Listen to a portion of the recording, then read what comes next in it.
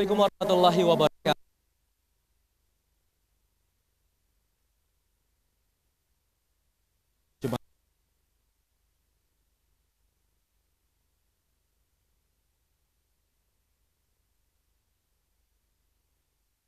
Masjid Agung Al-Falah ini masih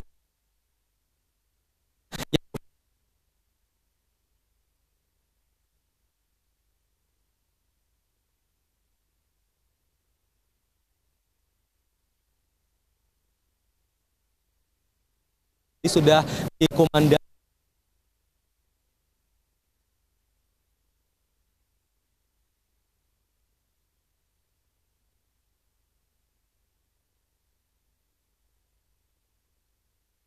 Nababan. Selamat menyaksikan.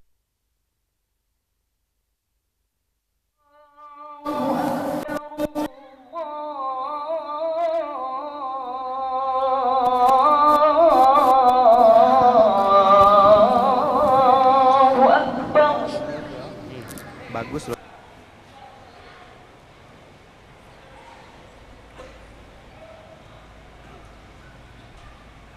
Allahu Akbar, Allahu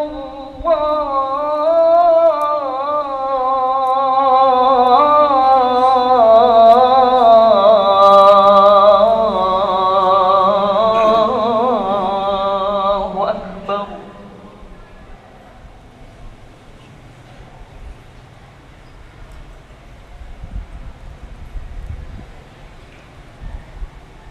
أشهد أن لا إله إلا الله.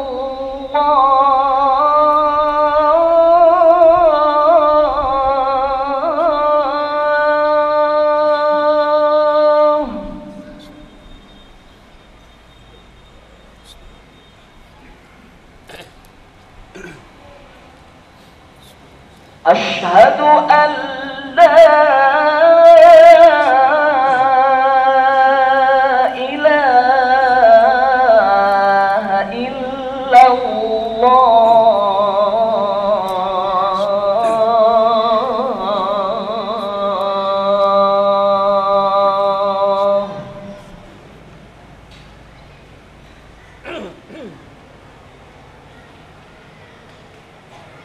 أشهد أن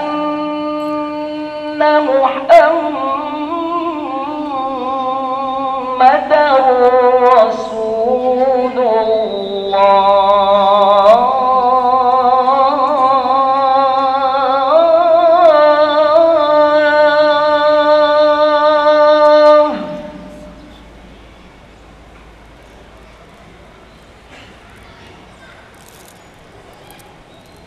أشهد أن محمدا رسول الله.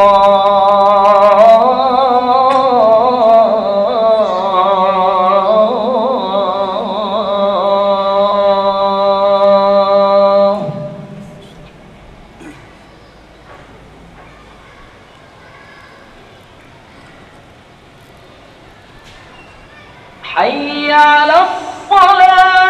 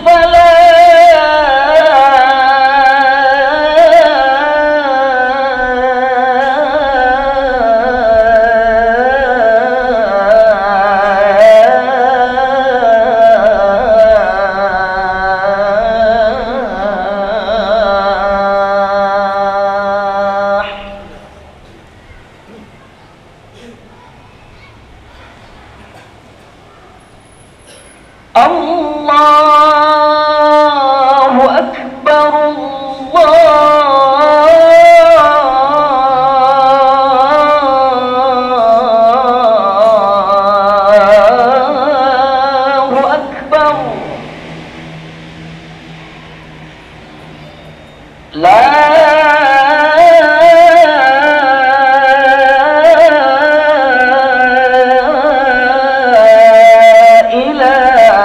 إله إلا الله. لا إله إلا الله.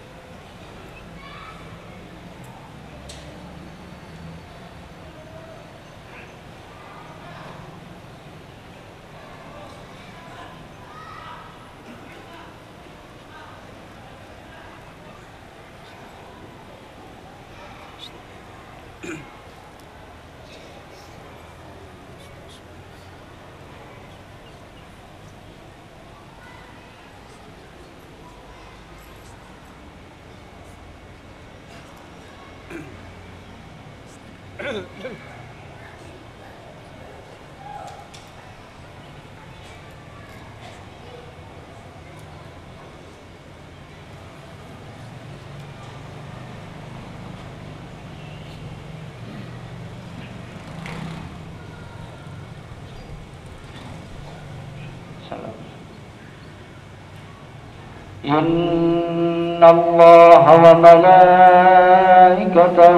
يصلون على النبي يا أيها الذين آمنوا صلوا عليه وسلموا تسليما. اللهم صل على سيدنا محمد سيد المرسلين وعلى آله وصحبه الطيبين الطاهرين وسلم، ورضي الله تبارك وتعالى عنهم أجمعين برحمتك يا أرحم الراحمين. اللهم قونا في دين الإسلام والمسلمين والمسلمات والمؤمنين والمؤمنات وانصرهم على معانديهم. رب اختم لنا بالخير ويا خير الناصرين.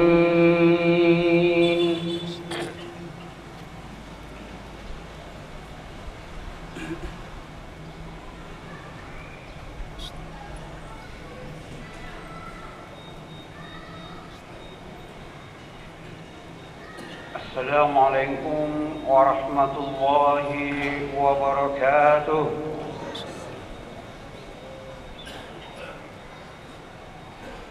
الله أكبر الله أكبر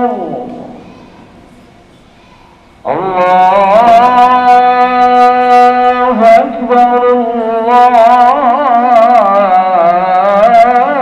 الله أكبر. أشهد أن لا إله إلا الله.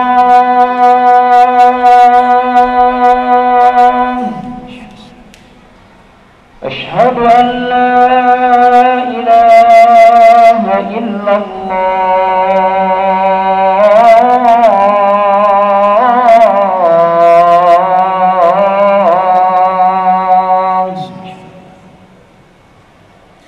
أشهد أن محمدًا رسول الله.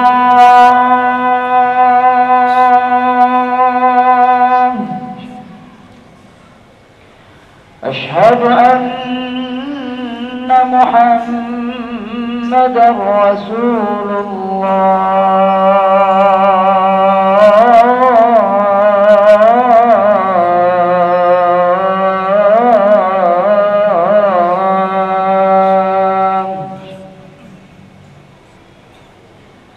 حي على الصلاة.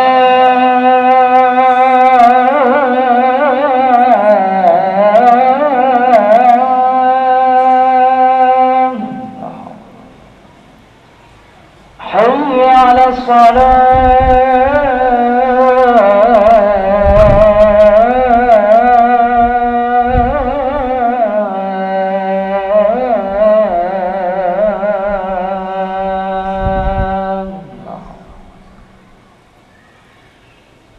حي على الفلاح.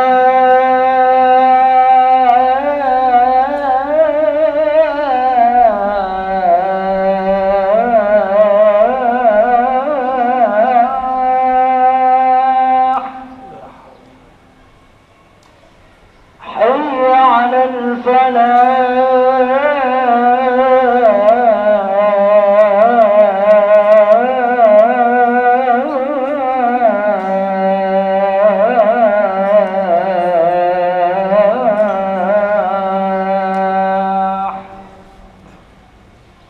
الله أكبر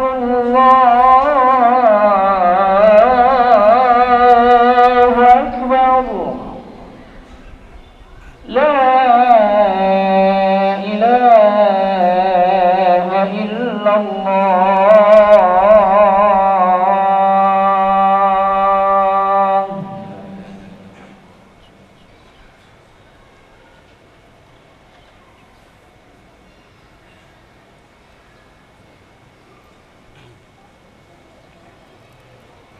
الحمد لله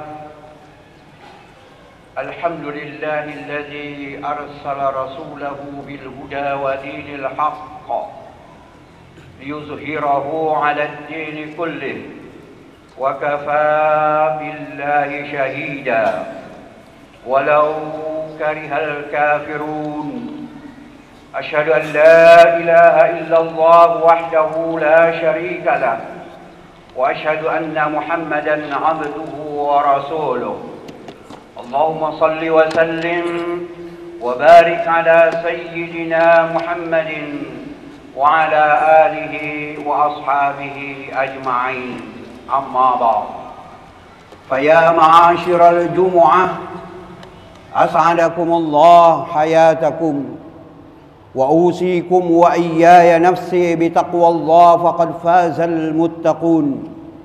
فقال الله تعالى في القرآن الكريم وهو أصدق القائلين: أعوذ بالله من الشيطان الرجيم، بسم الله الرحمن الرحيم. يا أيها الذين آمنوا اتقوا الله حق تقاته ولا تموتن إلا وأنتم مسلمون. وقال في آية أخرى: أعوذ بالله من الشيطان الرجيم بسم الله الرحمن الرحيم لقد كان لكم في رسول الله أسوة حسنة لمن كان يرجو الله واليوم الآخر وذكر الله كثيرا. صدق الله العظيم. Sidang Jumat yang dimuliakan Allah Subhanahu wa taala, marilah dengan tidak henti-hentinya kita senantiasa berupaya dan berusaha untuk meningkatkan kualitas iman dan takwa kita kepada Allah Subhanahu wa taala, yakni dengan menjalankan segala apa yang diperintahkan Allah Subhanahu wa taala dan menjauhi segala apa yang dilarang oleh Allah Subhanahu wa taala. Sebab dengan modal dasar iman dan takwa, hidup dan kehidupan kita di dunia ini akan diridhoi oleh Allah Subhanahu wa taala, akan mendapatkan inayah, taufik, bahkan hidayah dari Allah Subhanahu wa taala. Selanjutnya, salawat dan salam kita sampaikan kepada junjungan Nabi besar Muhammad sallallahu alaihi wasallam. Dengan seringnya kita mengucapkan salawat kepada beliau dengan ungkapan Allahumma salli ala Muhammadin wa ala ali Muhammad. InsyaAllah nanti di kemudian hari kita akan mendapatkan syafaatnya, amin ya rabbal alamin. Sidang Jumat yang dimuliakan Allah Subhanahu wa taala, walaupun hari Jumat ini kita sudah berada di bulan Rabiul Akhir 1447 Hijriah, namun roh semangat Maulid Nabi besar Muhammad sallallahu alaihi wasallam terus menggema di berbagai tempat, baik di masjid-masjid maupun di berbagai lembaga pendidikan Islam. Momen semangat Maulid Nabi besar Muhammad sallallahu alaihi wasallam ini adalah merupakan momentum yang sangat penting bagi kita untuk membangkitkan semangat hidup kita dan untuk mengingat kembali sejarah perjuangan hidup Rasulullah sallallahu alaihi wasallam sejak dari lahir hingga beliau wafat. Kemudian kita jadikan beliau sebagai satu-satunya sosok panutan dalam kehidupan ini, atau satu-satunya model perilaku suri tauladan yang sering kita sebut dengan uswatun hasanah dalam semua aspek kehidupan. Sungguh di dalam diri Rasulullah sallallahu alaihi wasallam itu terdapat suri tauladan dalam berkeluarga, bermasyarakat, bahkan bernegara. Allah Subhanahu wa taala berfirman, "Laqad kana lakum fi Rasulillahi uswatun hasanah liman kana yarjullaha wal yawmal akhira wa dzakarallaha katsira." Yang artinya sungguhnya telah ada pada diri Rasulullah sallallahu alaihi wasallam itu suri tauladan yang baik bagimu, yaitu bagi orang-orang yang mengharap rahmat Allah dan kedatangan hari kiamat dan banyak-banyak menyebut Allah Subhanahu wa taala. Nabi Muhammad sallallahu alaihi wasallam adalah sosok nabi dan rasul yang terakhir, seorang pemimpin yang diakui kesuksesannya seantero jagat raya, seorang manusia yang memiliki pribadi yang sangat mulia akhlaknya, sebagaimana disebut di dalam sabdanya, "Innama bu'itsu liutammima makarimal akhlak." Sungguhnya aku diutus untuk menyempurnakan akhlak manusia. Bahkan di dalam Al-Quran diabadikan oleh Allah Subhanahu wa ta'ala dengan firman-Nya yang berbunyi, "Wa innaka la'ala khuluqin azim." Dan sesungguhnya kamu Muhammad benar-benar berbudi pekerti yang agung.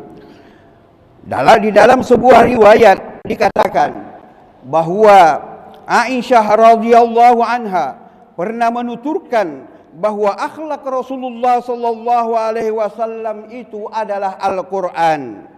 Senada dengan ini juga Aisyah radhiyallahu anha berkata, Rasulullah sallallahu alaihi wasallam adalah orang yang paling mulia akhlaknya, tidak pernah melakukan perbuatan fahsya dan mungkar, tidak mau mengucapkan kata-kata yang kotor, tidak berbuat gaduh di mana saja dia berada, dan tidak pernah membalas dendam kejelekan serupa. Bahkan beliau adalah sangat santun dan pemaaf. Hadis riwayat Ahmad bin Hanbal. Di samping itu juga Aisyah radhiyallahu anha pernah menuturkan bahwa sesungguhnya Rasulullah sallallahu alaihi wasallam adalah sosok yang paling baik dalam memperlakukan terhadap wanita, teladan terbaik dalam bertetangga, bergaul, berteman dan bermuamalah. Oleh sebab itulah maka kita diperintahkan untuk menjadikan beliau sebagai teladan terbaik dan sebagai uswatun hasanah dalam hidup berkeluarga, dalam hidup bermasyarakat, bahkan bernegara. Jemaah Jumat yang dimuliakan Allah Subhanahu wa taala, meneladani Rasulullah sallallahu alaihi wasallam terutama dalam kehidupan di era milenial sekarang ini bukan hanya dalam aspek akidah, ibadah dan moral saja, akan tetapi jauh lebih dari itu, yakni aspek sosial interaktif dalam bermasyarakat dan aspek political policy dalam berbangsa dan bernegara. Rasulullah sallallahu alaihi wasallam telah menjadi panutan terbaik dan menjadi qudwatun hasanah dalam kehidupan ini. Bukankah di dalam Al-Quran Allah telah memberikan informasi dan konfirmasi agar dalam hidup kita ini mengikuti apa yang telah dibawa oleh Rasulullah sallallahu alaihi wasallam dan menjauhi apa yang telah dilarang oleh Rasulullah sallallahu alaihi wasallam, sesuai dengan firman Allah di dalam Al-Quran yang berbunyi, "Wa ma ataakumur rasulu fakhuzuh wa ma nahakum anhu fantahu wattaqullaha innallaha syadidul iqab." Yang artinya, apa yang diberikan Rasulullah kepadamu maka terimalah, dan apa yang dilarang bagimu maka tinggalkanlah, dan bertakwalah kepada Allah Subhanahu wa taala, sesungguhnya Allah amat pedih hukumannya. Quran surah Al-Hasyr ayat 7. Meneladani Rasulullah sallallahu alaihi wasallam dalam kehidupan ini adalah merupakan salah satu kewajiban bagi manusia, terutama umat Islam itu sendiri. Sebab kehadiran Rasulullah sallallahu alaihi wasallam ke alam semesta ini adalah membawa rahmat nikmat bagi seisi alam. Di dalam Al-Quran disebutkan di dalam surah Al-Anbiya 107 yang berbunyi, "Wa ma arsalnaka illa rahmatan lil alamin." Dan tidaklah kami mengutus kamu wahai Muhammad melainkan untuk membawa rahmat nikmat bagi semesta alam. Dalam kitab yang berjudul An-Nur karya Al-Imam Al-Habib Abu Bakar bin Hasan Al-Attas Az-Zabidi disebutkan bahwa pernah terjadi suatu dialog antara Allah dengan Nabi Daud alaihi salam. Nabi Daud bertanya kepada Allah, "Ya Allah, nikmat apakah yang terkecil di sisimu?" Allah menjawab, "Napas yang kamu hirup sehari-hari adalah nikmat yang terkecil di sisiku," kata Allah. Kemudian Nabi Daud bertanya lagi, "Lalu nikmat apa yang paling terbesar di sisimu ya Rabb?" Allah menjawab, "Diciptakannya Nabi Muhammad sallallahu alaihi wasallam." Oleh sebab itulah tidak heran jika di dalam hadis qudsi dikatakan, laulaka ya Muhammad lama khalaqtul aflaq, yang artinya jika bukan karena kamu wahai Muhammad tidaklah akan kuciptakan alam semesta ini. Dari dialog antara Allah dan Nabi Daud alaihi salam di atas dapat diambil suatu pelajaran bahwa Napas yang kita hirup sehari-hari sebagai oksigen yang mempertahankan hidup kita di dunia ini adalah nikmat dan rahmat Allah yang terkecil di sisinya. Sedangkan kehadiran Muhammad sallallahu alaihi wasallam ke permukaan bumi ini adalah nikmat dan rahmat yang terbesar di sisi Allah Subhanahu wa taala. Jemaah Jumat yang dimuliakan Allah Subhanahu wa taala. Oleh sebab itulah di antara cara mensyukuri atas rahmat dan nikmat hadirnya Rasulullah sallallahu alaihi wasallam ke alam semesta ini adalah sebagian ulama melakukan kajian ulang tentang sejarah hidup dan perjuangan Rasulullah sallallahu alaihi wasallam dalam mengemban amanah sebagai nabi dan rasul untuk disampaikan kepada umatnya. Tentunya dalam hal ini salah satu kegiatan dakwah Islamiyah yang sangat baik dan sangat strategis dalam membangkitkan semangat umat Islam untuk menjadikan Rasulullah sallallahu alaihi wasallam sebagai qudwatun hasanah, uswatun hasanah adalah peringatan Maulid Nabi besar Muhammad sallallahu alaihi wasallam sebagaimana termaktub dalam Quran, dalam ayat Al-Quran surah Yunus ayat 58 yang berbunyi, "Qul bi fadlillahi wa bi rahmatihi fabidzalika falyafrahu huwa khairum mimma yajma'un." Yang artinya, katakanlah bahwa dengan karunia Allah dan rahmatnya, maka dengan itu hendaknya mereka itu bergembira, karena karunia Allah dan rahmatnya itu adalah lebih baik dari apa yang mereka kumpulkan. Menurut riwayat Abdullah bin Ibnu Abbas bahwa ayat tersebut dapat ditafsirkan dengan cukup jelas sebagai berikut. Ani bin Abbas fil ayat qala fadlullahi al-ilm wa rahmatuhu Muhammadun sallallahu alaihi wasallam qala Allah taala wa ma arsalnaka illa rahmatan lil alamin.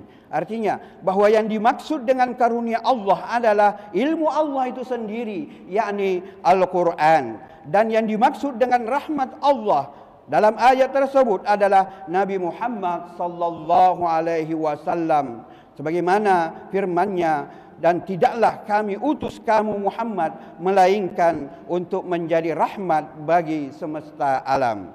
Dengan demikian jelaslah bahwa Rasulullah sallallahu alaihi wasallam memang diciptakan oleh Allah Subhanahu wa taala sebagai rahmat bagi alam semesta. Sedangkan kalimat selanjutnya di dalam surah Yunus di atas tadi ada kata-kata falyafrahu, maka hendaklah mereka itu bergembira.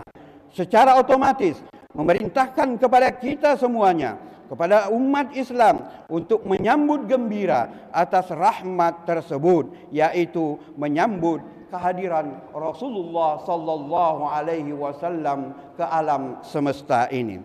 Karena begitu pentingnya merasa bergembira dalam menyambut kelahiran Nabi besar Muhammad sallallahu alaihi wasallam, maka Imam As-Suyuti dalam kitab Al-Hawi lil Fatawa pada bab Husnul Maqsad fi amalil maulid memberikan petunjuk cara merayakan peringatan kelahiran Nabi besar Muhammad sallallahu alaihi wasallam sebagaimana yang tercantum di dalam kitabnya yang berbunyi, "Inna asla amalil maulidi huwa ijtima'un nas wa qira'atul Qur'an ma tayassara minal Qur'an wa riwayatul akhbar al-waridah fi mabda'i amrin Nabi sallallahu alaihi wasallam wa ma waqa'a fi maulidihi minal ayati thumma yamuddu lahum simatan ya'kulunahu wa yansarifuna min ghairi ziyadatin ala dhalika minal bid'ah al-hasanah allati yusabu 'alaiha sahibuha lima fihi min ta'zimi qadrin Nabi sallallahu alaihi wasallam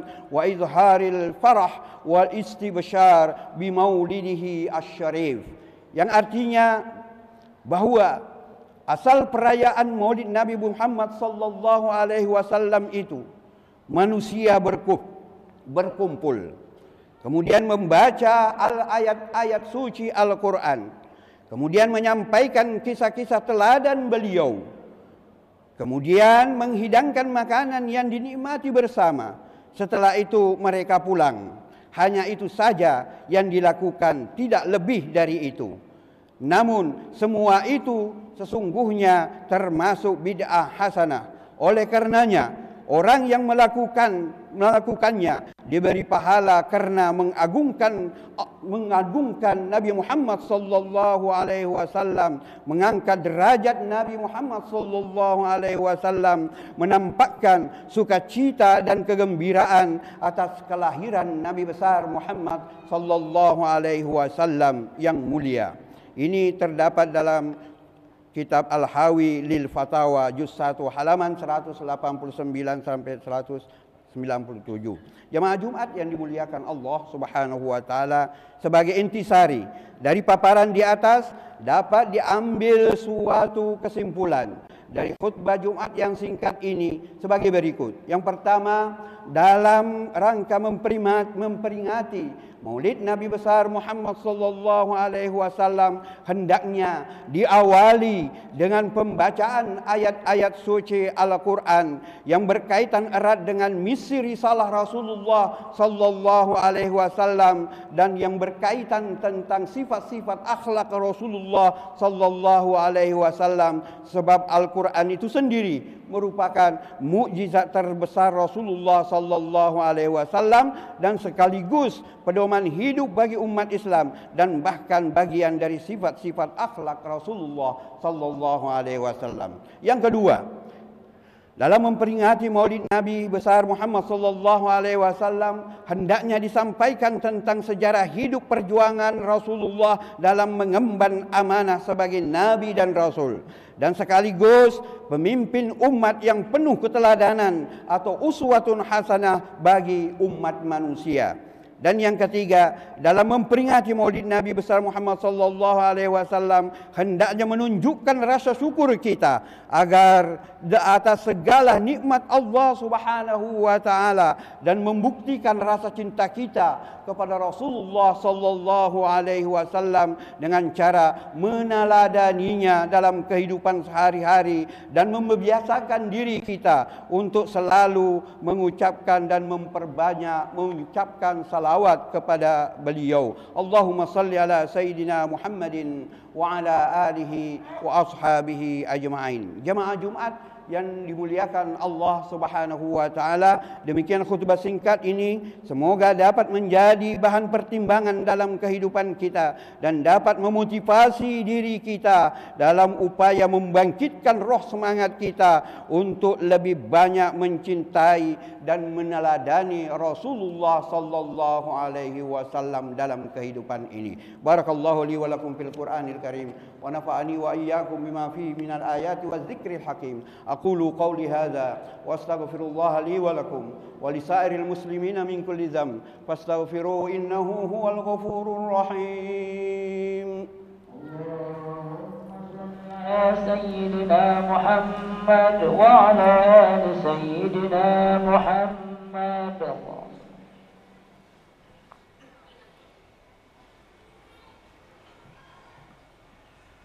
الحمد لله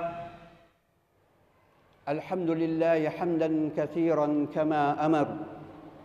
أشهد أن لا إله إلا الله وحده لا شريك له إرغاما لمن جهد به وكفر، وأشهد أن محمدا عبده ورسوله سيد الخلائق والبشر.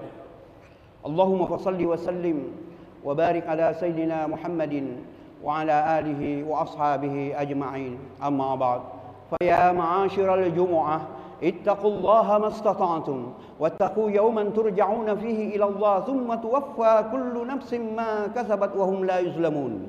واعلموا أن الله سبحانه وتعالى أمركم بأمر بدأ فيه بنفسه وثنى بملائكته المسبحة بقدسه، فقال عز وجل في كتابه العزيز: إن الله وملائكته يصلون على النبي يا أيها الذين آمنوا صلوا عليه وسلموا تسليما. اللهم فصل وسلم وبارك على سيدنا محمد سيد المرسلين وعلى آله وأصحابه وقرابته وأزواجه وأولاده أجمعين، وارض اللهم على أربعة الخلفاء الراشدين سيدنا أبي بكر وعمر وعثمان وعلي وعلى بقية الصحابة والتابعين والتابعين ومن تبعهم بإحسان إلى يوم الدين وعلينا معهم برحمتك يا أرحم الراحمين.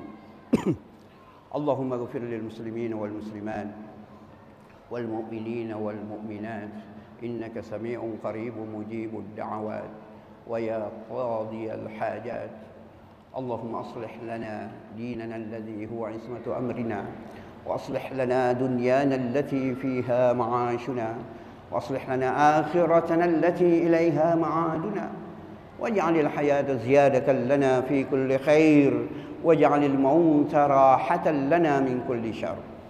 ربنا أوزعنا أن نشكر نعمتك التي أنعمت علينا وعلى والدينا، وأن نعمل صالحا ترضاه، وادخلنا برحمتك في عبادك الصالحين.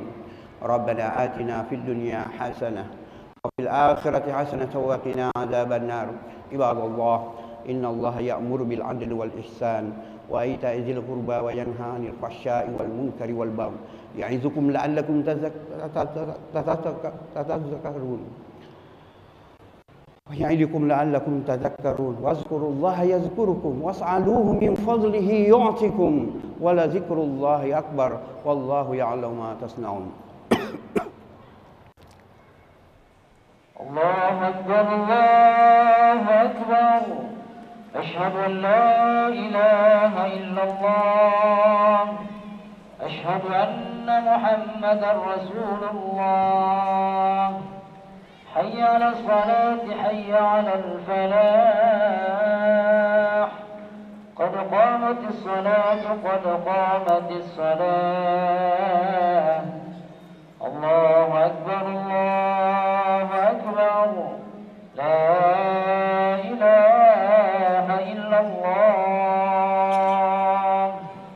لا إله إلا الله. سيدنا محمد رسول الله. سووا صفوفكم. تسوية الصفوف من تمام الصلاة. لرسان الرأس. أعوذ بالله من الشيطان الرجيم. بسم الله. صلي.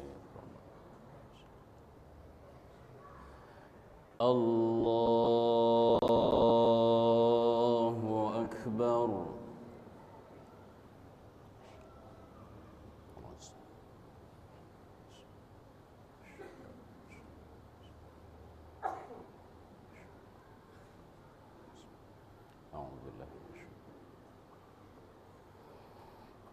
بسم الله الرحمن الرحيم. الحمد لله رب العالمين. الرحمن الرحيم. مالك يوم الدين.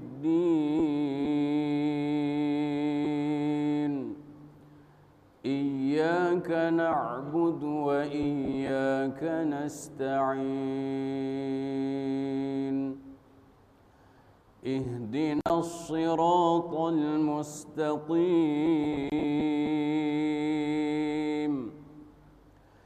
صراط الذين أنعمت عليهم غير المغضوب عليهم ولا الضالين.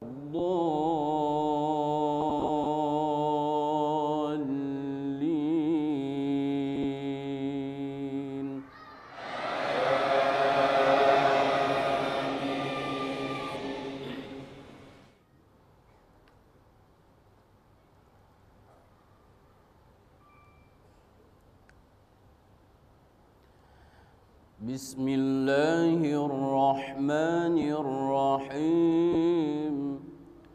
سبح اسم ربك الأعلى الذي خلق فسوى والذي قدر فهدى والذي أخرج المرعى فجعله غثاء أحوى. سنقرئك فلا تنسى إلا ما شاء الله إنه يعلم الجهر وما يخفى ونيسرك لليسرى فذكر إن نفعت الذكرى سيذكر من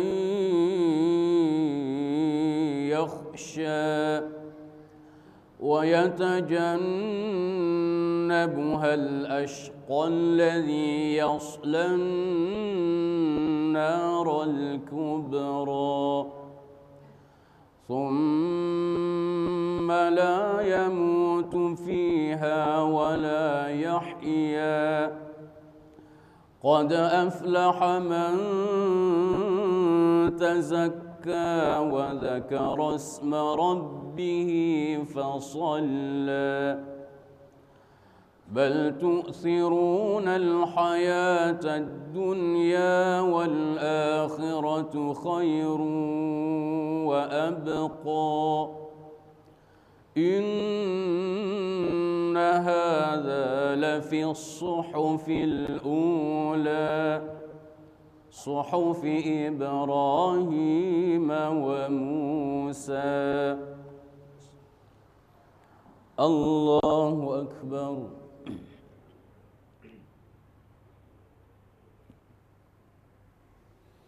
سمع الله لمن حمده الله أكبر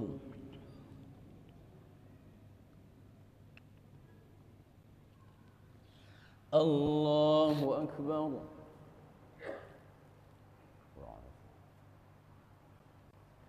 الله أكبر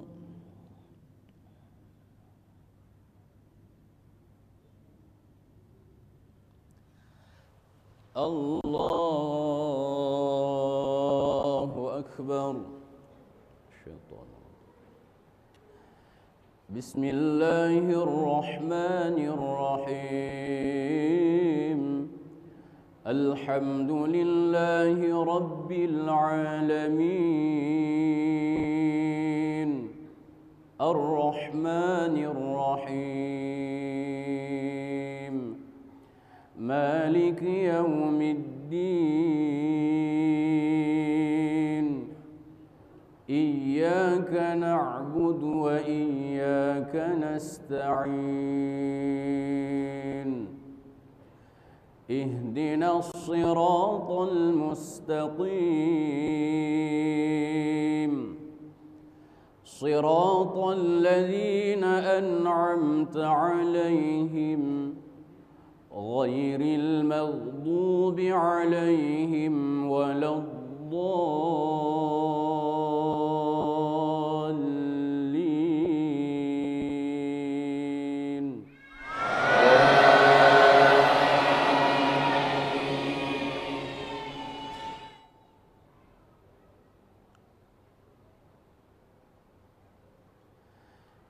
بسم الله الرحمن الرحيم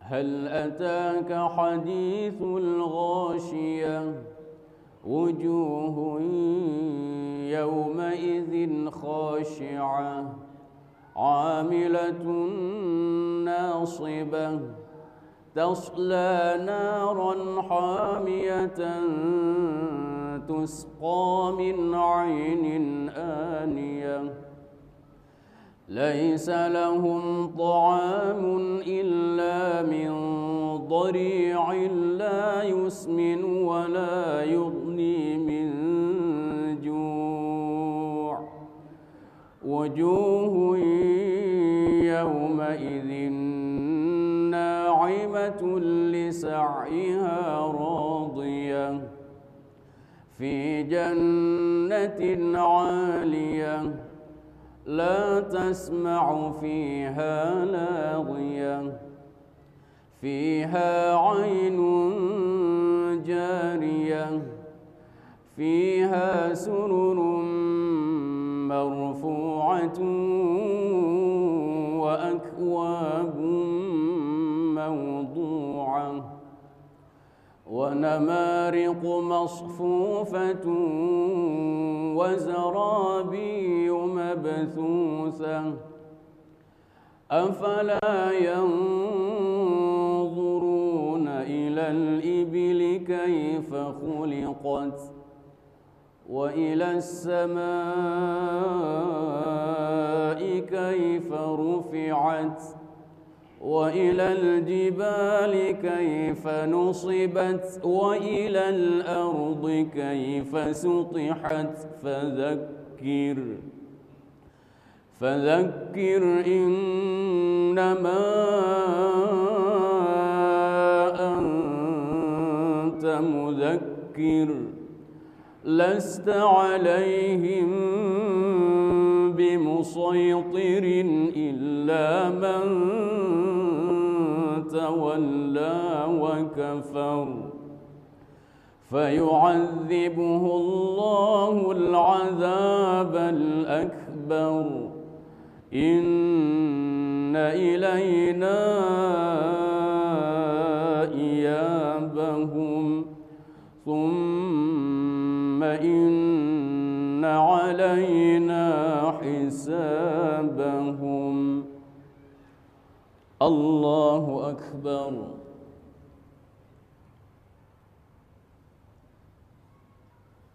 سمع الله لمن حمده. ربنا الله أكبر.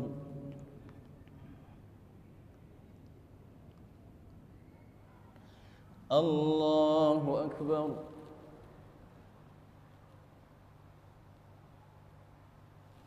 الله أكبر.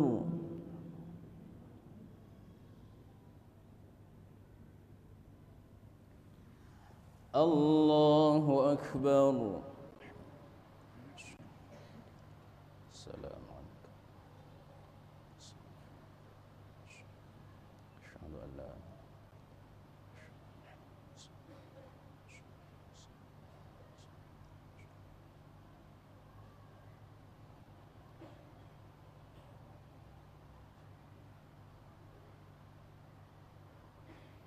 السلام عليكم ورحمة الله.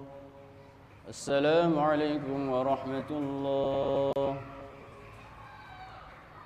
طلبا لرضا الله. الفاتحة. أعوذ بالله من الشيطان الرجيم. بسم الله الرحمن الرحيم. الحمد لله رب العالمين الرحمن الرحيم مالك يوم الدين. إياك نعبد وإياك نستعين اهدنا الصراط المستقيم صراط الذين أنعمت عليهم غير المغضوب عليهم ولا الضالين آمين.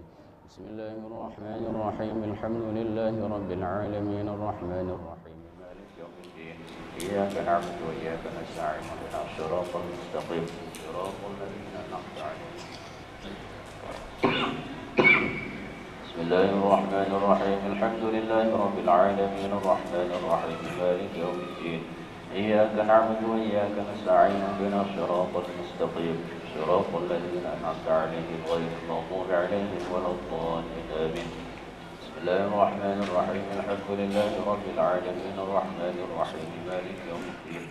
إياك نعبد وإياك نستعين اهدنا الصراط المستقيم صراط الذين أنعمت عليهم غير المغضوب عليهم ولا الضالين آمين. بسم الله الرحمن الرحيم. الحمد لله رب العالمين الرحمن الرحيم مالك يوم الدين. إياك نعبد وإياك نستعين اهدنا الصراط المستقيم صراط الذين أنعمت عليهم غير المغضوب عليهم ولا الضالين آمين. بسم الله الرحمن الرحيم. الحمد لله رب العالمين الرحمن الرحيم مالك يوم الدين. إياك نعبد وإياك نستعين. Pemirsa, alhamdulillah pelaksanaan ibadah sholat Jumat di Masjid Agung Al-Falah sudah selesai dilaksanakan, dan tadi yang bertugas sebagai muazin adalah Ustadz Muhammad Kalipatang Nababan, sementara yang bertindak sebagai Bilal adalah Ustadz Muhammad Zubir, dan yang tadi bertindak sebagai imam adalah Ustadz Andri Al-Hafiz, dan tadi yang menyampaikan khotbahnya adalah Ustadz Abdul Ghafar.